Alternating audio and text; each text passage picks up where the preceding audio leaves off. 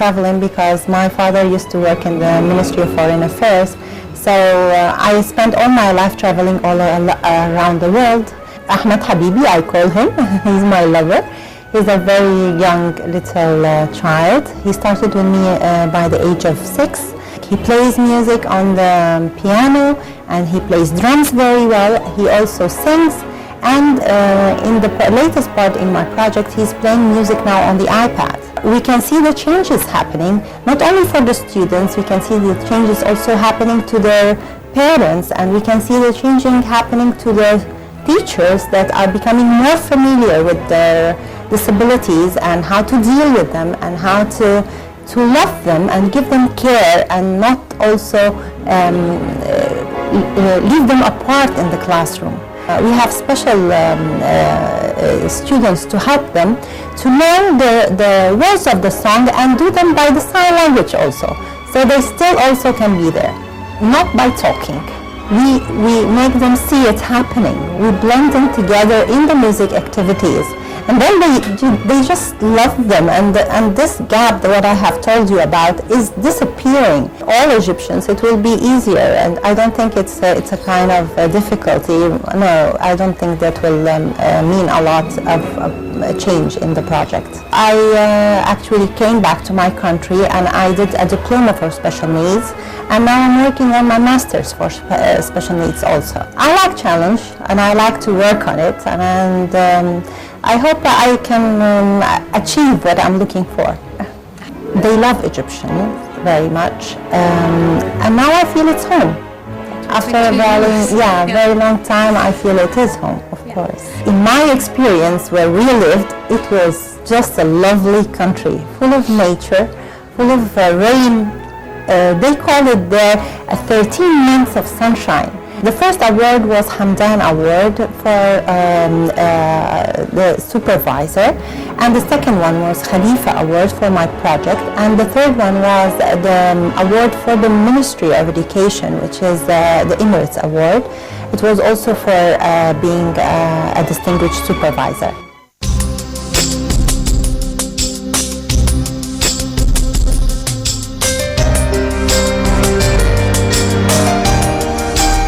Welcome to a new episode of Story of Success, in which we interview successful Egyptian figures.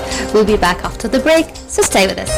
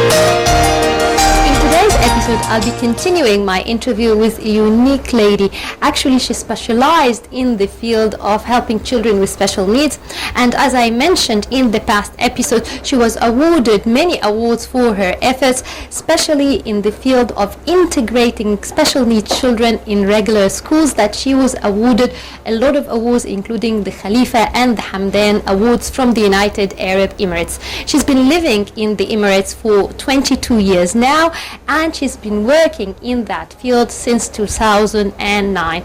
Now let's continue together my interview with her, and she is special needs specialist Hanan El Attar. Well, Mrs. Hanan, welcome with us. Welcome to you. Thank you. Now, When I read your CV, you mentioned that one of the most important figures in your life, your professional life, is Dr. Ibrahim Al-Fiqi. That's right. Yes, would you talk to me about your experience with him and what did you learn from him? Dr. Ibrahim Al-Fiqi was for me like a very positive person who is giving positive energy to everybody around him. In the beginning, I read all his books, and it was a dream for me to see him. And then I heard that he's coming to the UAE to do a training, 7 days as a course, and then I will achieve a certificate for being a professional trainer. So I said, I live in Dubai, and going to Abu Dhabi every day is not something easy, but this was a dream come true. I have to do it. And then when I saw him in the first moment, he looked to me and he said, I didn't talk, and he said to me, you see, dreams come true. And I cried. It was a big surprise for me that I will never ever forget. And after about 2 years, he died. So I still live with his words, with his energy, with what I have learned from him. And people who see me doing the training, they say, you took it from him. I have something in me from his spirit. Yeah. So do you have other role models than him? Would you talk to me about another figure who is very important and who formed your career or your personality? Actually, yes. The first one that jumps into my mind is my father and mother, of course. I've learned from them a lot. They built my character. If I am Hanan Al-Attar that people know now, it's because of them. And also, there is a character also I always look forward and learn from is Sheikh Mohammed bin Rashid Al Maktoum. This man has a vision, has a different way of thinking. I would like to mention that few days before I come to my lovely country and before I travel, I got a message on my mobile. It's a survey from His Highness asking everyone who lives in the UAE if you are happy or not. Wow. Really, I was so surprised, and of course in the moment I just had to reply, this means he cares. He cares for every single thing that's happening in the country. He's always working on it, and we can see that Dubai has changed completely from, I have been there since 1993. If you see now Dubai, everybody knows Dubai. When you say UAE, wow, you live in Dubai, it's something like a dream. It's because of him. So I read all his books also, and he's a very kind of a model for many, many people. Well, throughout your career, you must have faced many challenges. So what was the most challengeable issue you faced? Well, because I have lots of dreams for my project, I'm planning for the project to be all around the world, not only in the UAE. So I have been 2 years now trying to get out my project from Sharjah Education Zone to the UAE, and then to my country, and then all the Arab worlds, and then the whole world. So I'm still struggling in this area. This is a kind of a difficulty to get the support you need for something you believe and you have worked for about 6 years now. So I'm still hoping, and I will still work with all my effort, with all my team also, because I have a lovely team with me. We are 47 teachers, music teachers. They are all volunteering their work, their time, everything for those lovely children. And in the beginning we used to say, for a child, smile, but now our project is giving us that smile. Working with those children is a magical power that gives you happiness, really.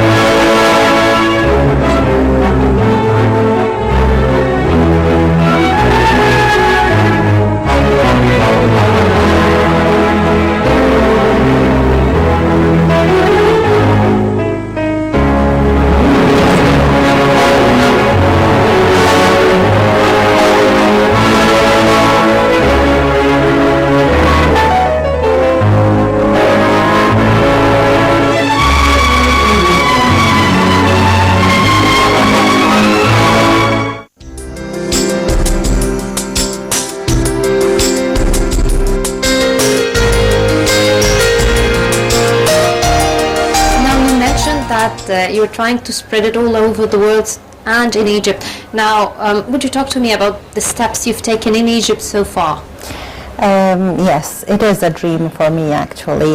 Last year I have been to the Ministry of Education in Egypt, and I have talked to them about the project, but there are changes, lots of changes happening in our country now, so I still did not get the support I need. I also have been in two radio projects talking about two radio channels talking about my project, and also 2 times on the TV also, and this is the 3rd time. So I'm still trying. I did not find a way, but I just have to try. Have you considered creating like an aiding center in Egypt through which you can spread the word? I would love to, but I don't have the opportunity because I live there. But I have a colleague here in Egypt. He is a professor in music, and he is giving me the support to do whatever I want here. But still, we did not find a way. How can we do that in Egypt? Because it will need a lot of help. Yeah, that's right. Yeah. Even here or there, even in the UAE, we're still doing our effort to find a sponsor, but I know and I believe it will happen, not for me, but for those children. It will definitely happen one day. I'd like to ask you about your Canadian training certificate. What was that about? What did you learn? This is the one for Dr. Ibrahim Al-Fiqi. This is the one, to be a trainer, how to be a trainer. In the beginning, I used to translate in trainings. I used to work with the American group in the UAE. We have done a big trainer all over the UAE. In that part, in the beginning, my role was to translate only. But then I started to love training, and I said, okay, I think I'm talented in this part. I like the training very much, so I got the certificate, and since then I have been doing training myself. Now, you mentioned during the interview that actually you do the music or some parts of it through the iPad music. So right. Would you explain to us about that, and how do you teach the children to play music or through the iPad? This is a very unique part in my project. It is actually the last step that we have done in the project. Since we can have all the music instruments that we dream of on the iPad, it became very easy for children with special needs to play the music on the iPad instead of playing them on the real instrument. As you know, if you play piano, you will need to use both hands or drums or whatever. It will need a lot of effort. We take about months to learn how to get out the voice from the instrument. But in the iPad, it's completely different. So I have about 3 students now who do not have any fingers in their hands, who are loving to play music. I have others who have like a butterfly skin. These have very painful for them to hold an instrument or to play a normal instrument. So this came for them as a very good part where they can share with us playing music in an easy way. And the results are very quick. So you don't have to train them a lot like the normal instruments. You just get very quick results, very neat results also. And they have played in many parts. One of them was the guest conference for 2015. And we are preparing for the Creativity Week, which is very soon in November, and they will also play some music parts there.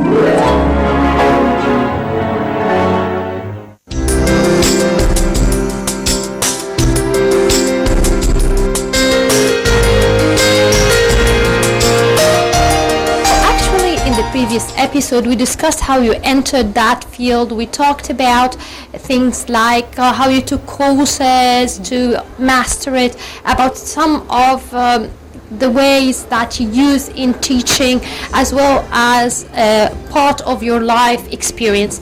Now, I'd like to ask you about the challenges. Of course, there are a variety of challenges, so I'll start first with the most challenging case you faced. Yes, actually, each of them is a very special case to me. And luckily, I have in the project very rare disabilities that sometimes I did not hear about them before, like Brugina syndrome. Marwa is a very special, lovely girl in my project. She has Brugina syndrome. She started with me about 3 years ago.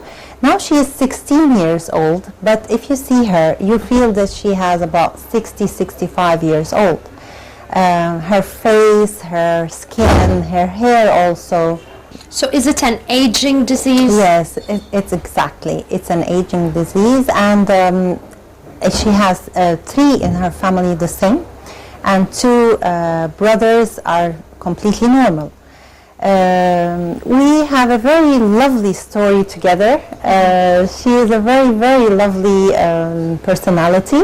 She loves music and she loves playing music, and she found herself in playing on the iPad.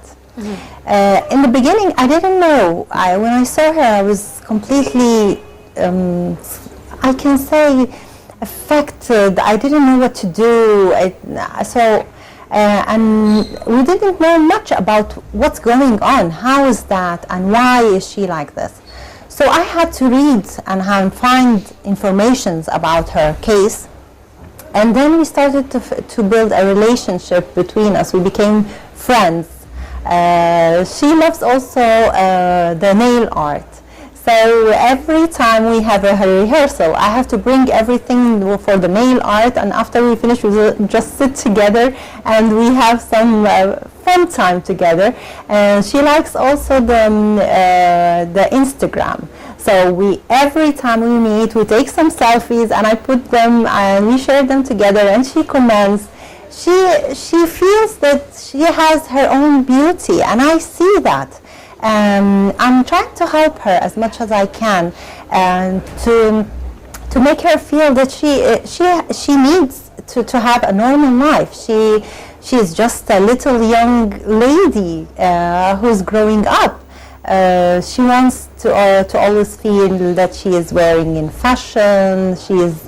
People love the way she looks. So I think we are doing something good, not only by music, by the relationships we are building with those children, and by making their dreams come true. If we know that they love to do something, we just try to help them do it. For example, Ahmad, that I have talked about before, he loves football. So we try to give him this opportunity to play football. Another child loves to learn about how to deal with music instruments, so different instruments. So I bring for him a specialist who will try to give him what he needs.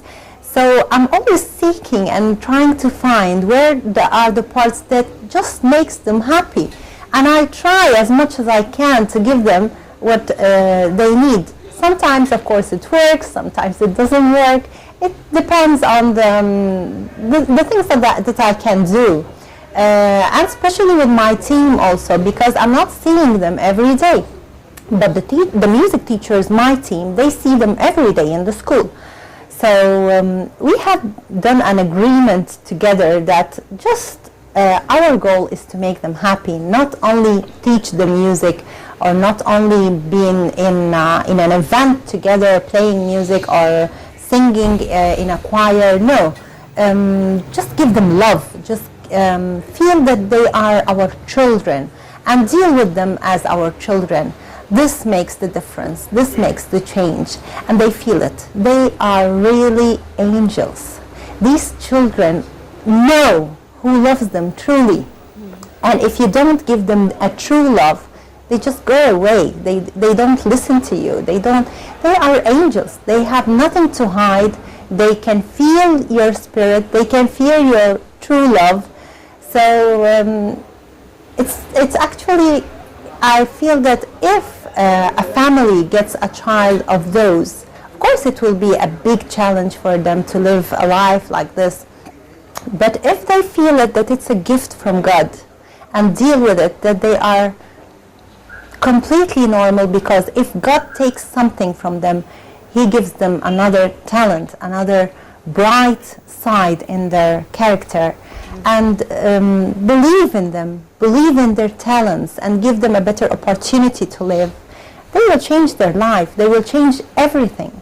They will change the way they deal with them.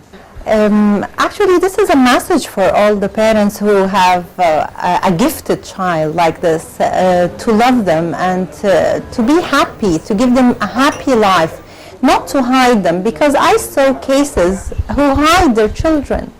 So after this long experience, no, don't hide them. Just give them a better chance, believe in them, believe in their talents, and find their talents. They have treasures inside them. They surprised me. They really surprised me. So I hope I can do something to change their lives and to give them a better chance to live.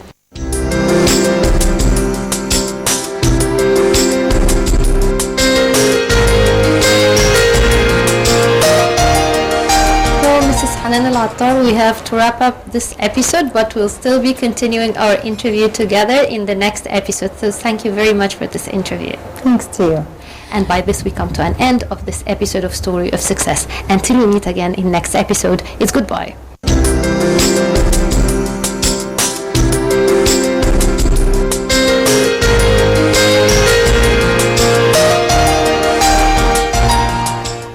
He finished playing, the teacher called his mom, and I spoke to her. I told her, your son has played very lovely, and he's promoted to a higher standard for the competition. It builds their self-confidence. So she feels herself beautiful when we take selfies together, when we play together, when she have a friendship with other normal children. It was very nice from her to tell me that, because this feedback is always, let's say, charging my battery to go on and to continue what I'm doing. Since then, I have learned that those children have a lot in them, and I wanted to give them a smile in their heart before their face. No one can ever feel that she has a problem. She is very, very strong little girl. And inshallah she will have a lovely life. She's learning media, by the way. I have Yasmin and Yusuf, a boy and a girl. Yasmin is the elder girl. And I like when I go to a new country to explore it well. So I plan very well before I travel, search very well, what shall I do, what shall I visit? My country, yes, you are right. I need time to spend it in my country, because I'm missing a lot in Egypt. I have given them some spiritual energy, some positive energy to continue with. This makes me very, very happy.